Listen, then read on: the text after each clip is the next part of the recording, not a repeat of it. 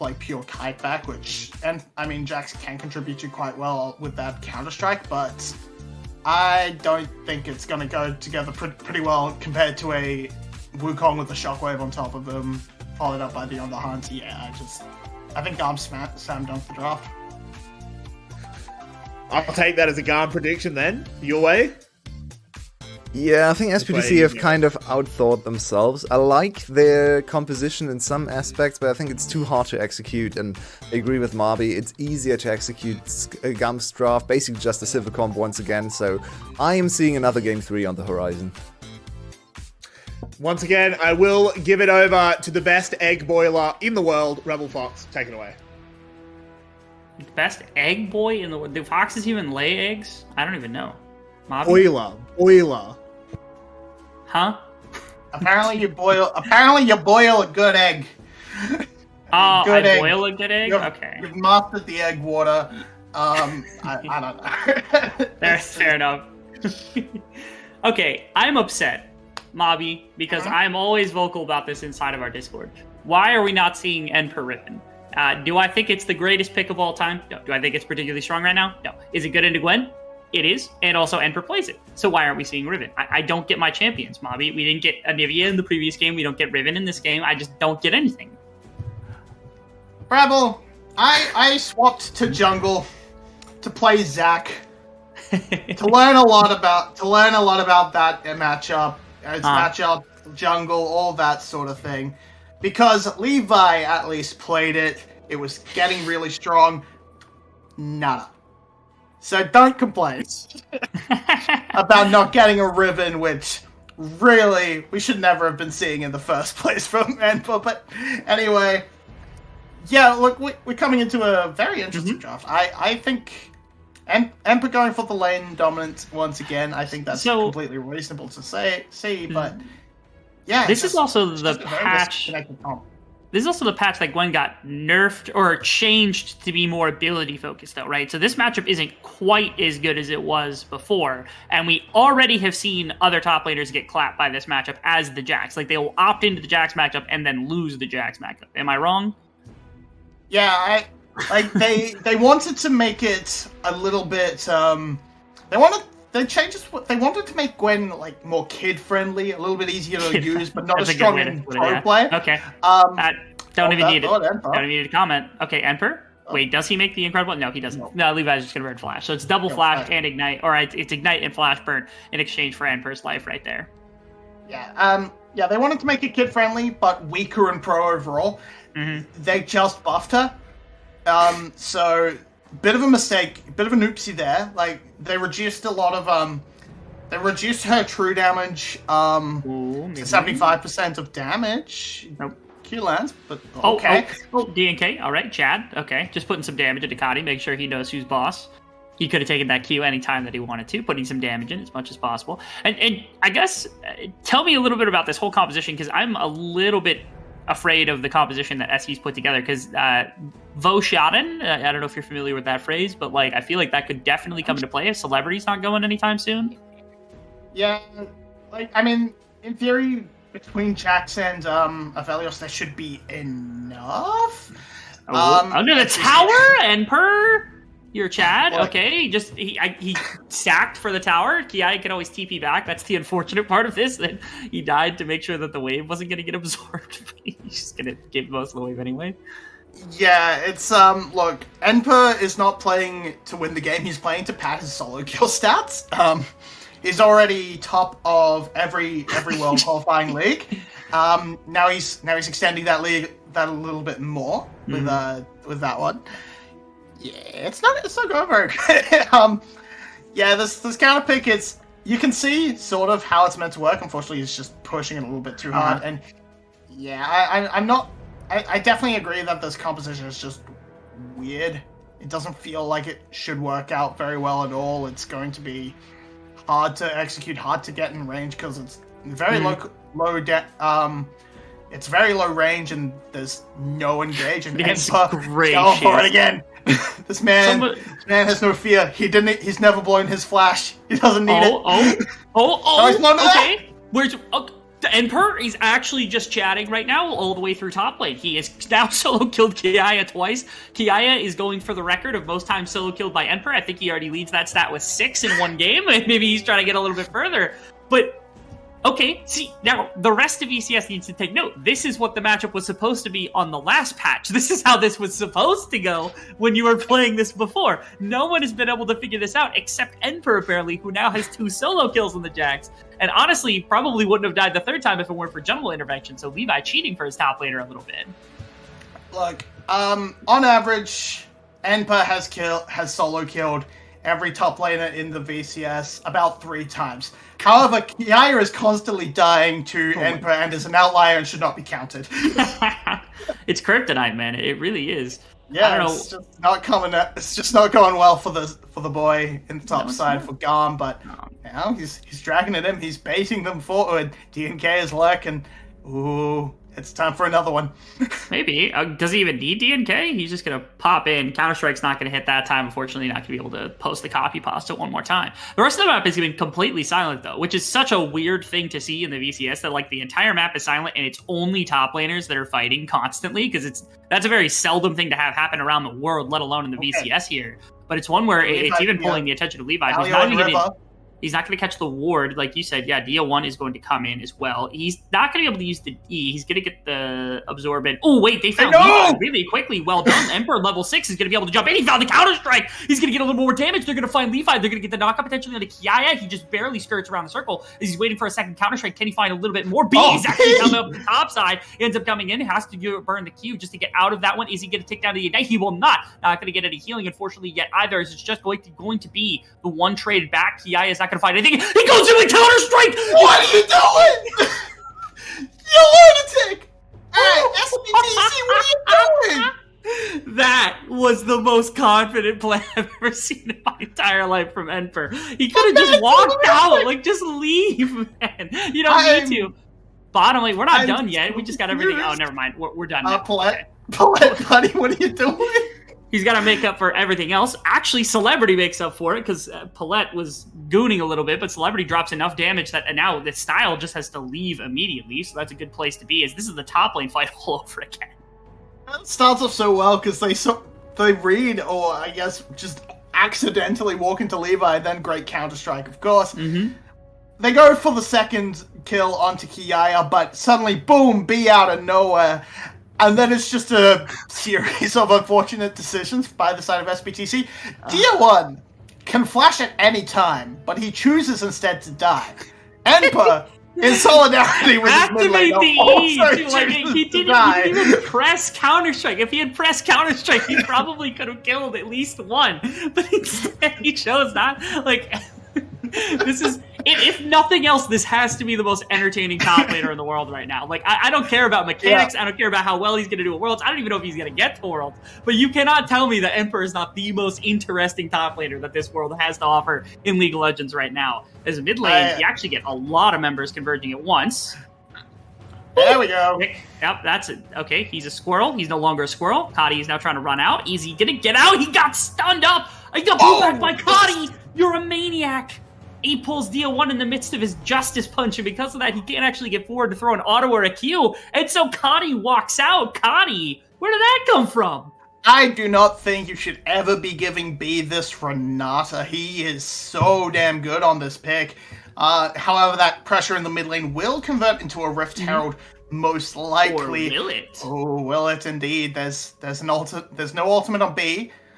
Counter-Strike. Okay, he gets it! That's a nice steal. Rift Herald is going to get taken up by this team, and there's actually not really much else. Emperor is not going to take down quite yet to the damage, as Dia1 and Paulette need to just cover. Paulette is somehow level 4 at this moment, but the rest of the team is not going to be able to. They just didn't have enough. They tried to get the Rift Herald. Well played from GAM, actually, because in pretty decently dire straits, Akadi was been driven out. We thought that was going to convert to something, but just not a fast enough Rift Herald take. Is in the mid lane, they're just immediately, all 5 members are showing up, or at least 4 of the members of this team are showing up here. They're going to get at least 3 plates off this tower, but no wave left. Means it's just going to be the 3 plates. 3 plates, very easily Cotty, or Dia1, come on. Paulette cannot for the life of him find experience. Celebrity was sort of stuck on not really sure whether he wanted to move or not, so he's not going to be able to really get any trade on the bot side. If he committed to that, maybe he picks up 2-3 plates, but now it's just, buddy, time for you to just sit in lane and get a level 6, because you could use that wild growth. You could use it. No, allergic to experience. VCS support, it's just a classic. Hate experience. I made the meme. You can see it in the Discord. Yeah, I know what I said. I'm willing to stand by that anytime, anywhere, but not the point at the moment. SE, they are at least scrapping consistently, which is what we anticipate. This team loves to be able to hands check. They're a very talented team in that regard. Not even just Emperor, but every single member of this team are willing to do it.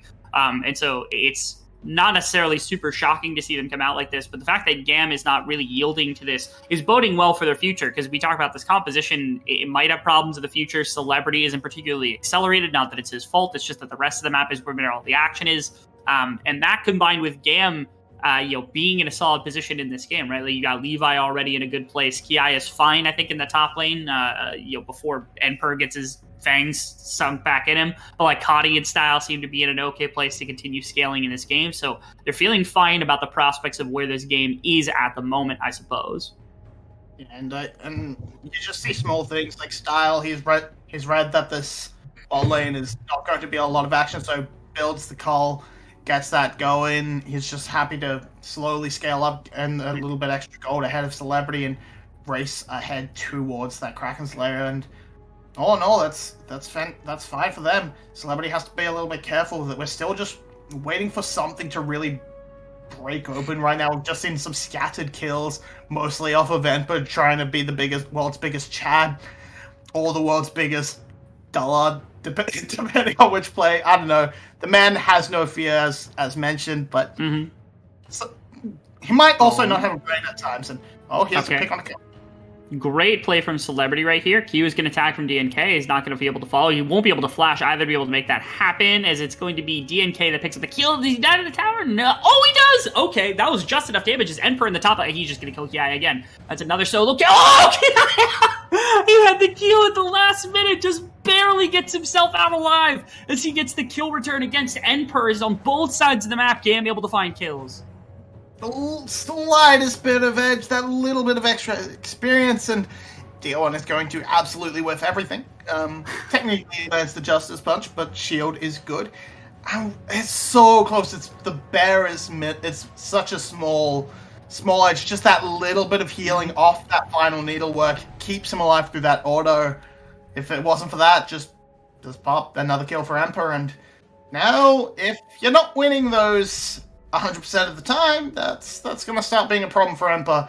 And that gives Kiara and gives GAM the ability to just kind of control the game.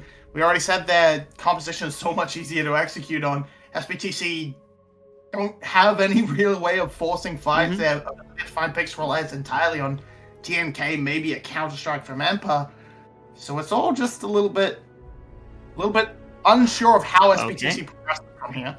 I think it is just... actually, Celebrity ends up getting caught up in that ultimate. Cotty ends up living yet again. B is able to save his life, and they're going to catch Palette. That's just an amazing play from B. He's able to cover for Cotty. They don't kill him anywhere near fast enough. And now the bottom turret's just going to go down, or at least it's going to be aggressing. It's very heavily. There's like 50 seconds for plates, as Cotty and Levi get to be the big benefactors of that. B, again, he gets the kill, but he at least covers for his mid laner, does really well. Topside, the response play coming through here. Emperor wants a little bit of action right now. We'll see if they're able to find any more, but Style is here to help cover as well. Q comes through. They don't even kill Kiaya. They're not able to get the kill to come through. Instead, Dia1 just ults the top lane. Shiver should have more than enough wave clear to be able to work with here to prevent this from doing anything that they don't want it to.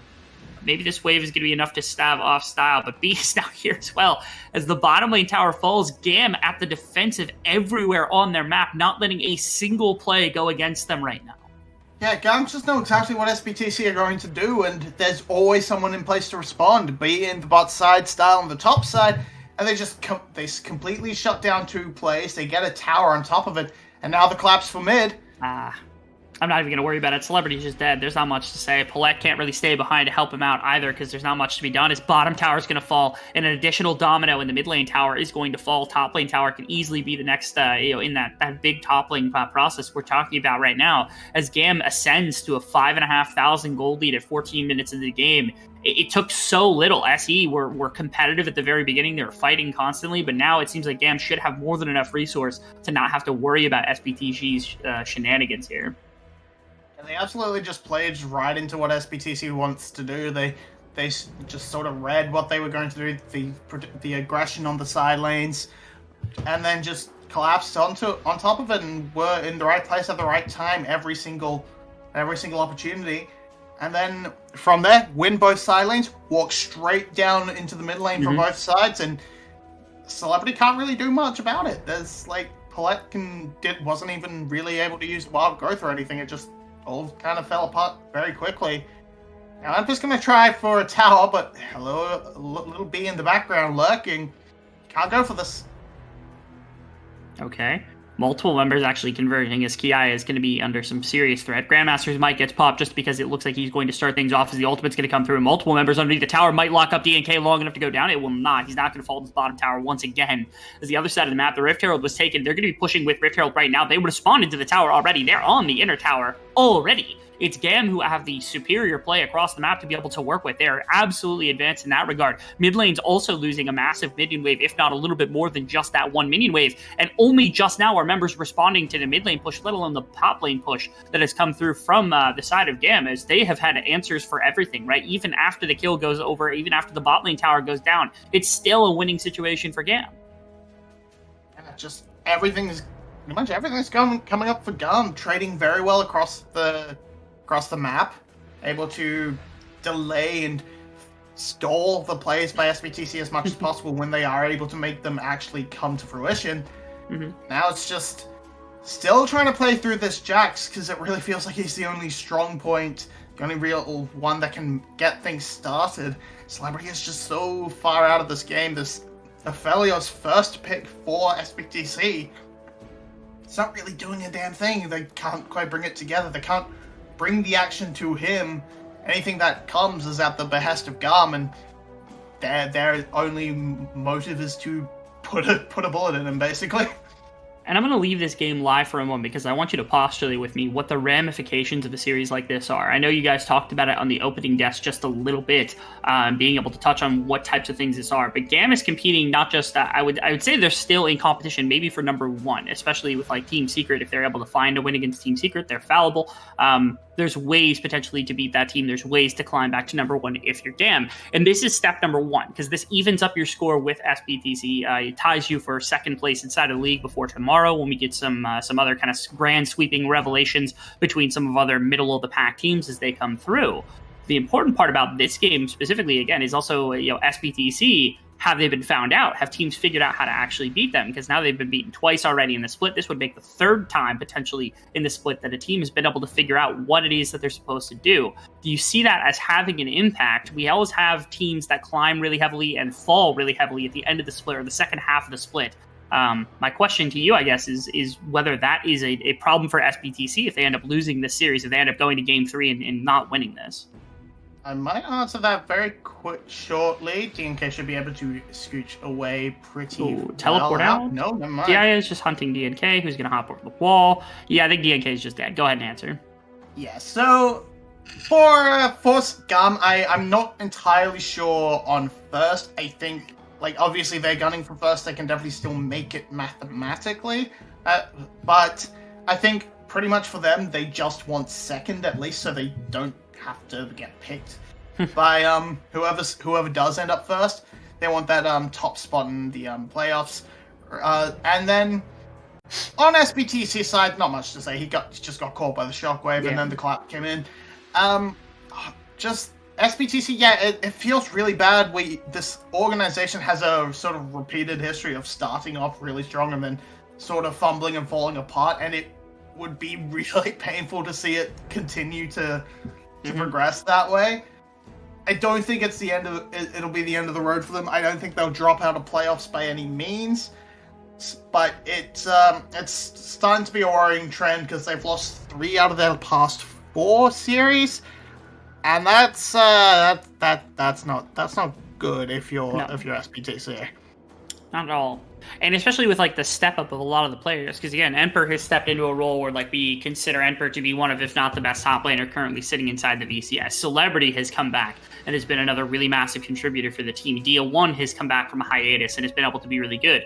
And so it feels like if they don't capitalize on all this momentum that they've got, especially to make a push for playoffs or even Worlds, it would be a devastating kind of loss to the season for SE. Again, they have plenty to build on as well because they've got young enough players, but more so just that like they should have the momentum to be able to push themselves further than they've ever been inside of this league.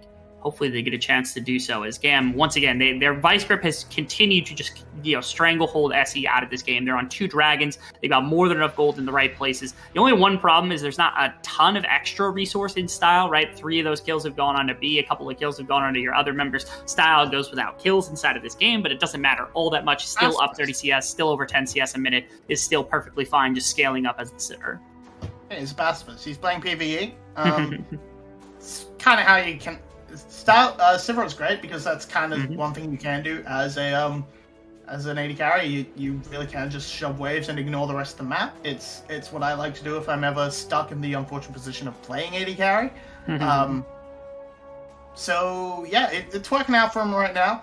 They just control this entire top side of the map. No towers for SBTC to work with, and so complete darkness they have to walk into. Kiara is sitting on a ward, but beyond that, there's nothing for them to do. GAM are just trying to bait them forward into a fight. They want to get that first pick before they go and start off the Baron. Celebrity may have just walked into it. On a DNK. DNK is going to be able to jump out with a ward hop, but it's not going to mean all that much as Dia1 just gets evaporated from this map. As there's more than enough damage on GAM, as that should be Baron buff at minimum. If it's not going to be anything more than that, that's fine. But I know for a fact that GAM is perfectly comfortable taking what they've got so far, running at the Baron, and there's very little chance for a contest. I don't think Celebrity even has the right gun setup to potentially contest this. So instead, they're going to walk up mid, they're going to walk into bottom lane. It looks like a little bit, maybe take some camps, but GAM gets complete control of this game if they did not already have it. This Baron buff, very likely one of, if not the final nail in the coffin for this game to take us to game 3. Gonna try and clap back on the star, but as he comes down to clear out the wave and deny the push, but there we go. Baron in the pocket, still a while away from a Dragon Soul or anything like that, but only really that base left to take for the side of GAM. They don't have the strongest siege in the world, but all they need to do is bring SBTC to them, get them grouped up, and then try and knock them down with that Shockwave Cyclone combo. Dragon is coming up and available, but I almost think GAM can mostly ignore that, send one person to take it perhaps. But if SBTC wants to make a stand at this Dragon, I mean, you might as well. Your tank take down, you need to make a stand somewhere. Yeah, I like this better, mostly because of what you were talking about. While it's not the greatest of siege potentially from GAM, they've got a ridiculous amount of wave clear and Baron buff, and there's no wave clear on the side of SE. Like, they've got Celebrity, and that's pretty much it. I was talking about that earlier, where again, Voshaden's a problem, and wave clear, no damage is what I'm saying. My apologies. This is an English stream, by the way.